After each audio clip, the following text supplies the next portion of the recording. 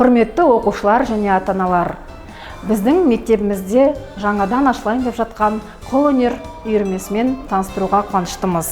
Бұл үйірме қолөнер шығармашылығына қызығатын, сондай-ақ қазақ халқының мәдениеті бай мұрасына және де салт дәстүрін терең меңгеруді қалайтын балаларға арналған. Менің есімім Үркімбаева Аяжан, үйірме жетекшісі. Үйірме барысында оқушыларымыз ұлттық қолөнердің түрлі түрлерімен танысады.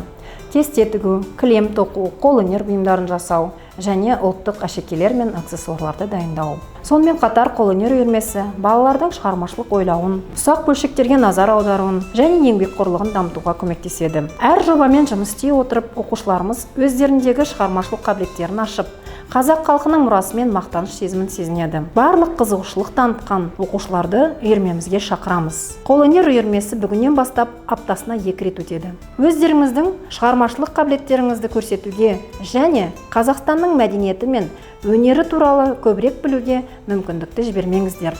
Біз сіздерді күтеміз.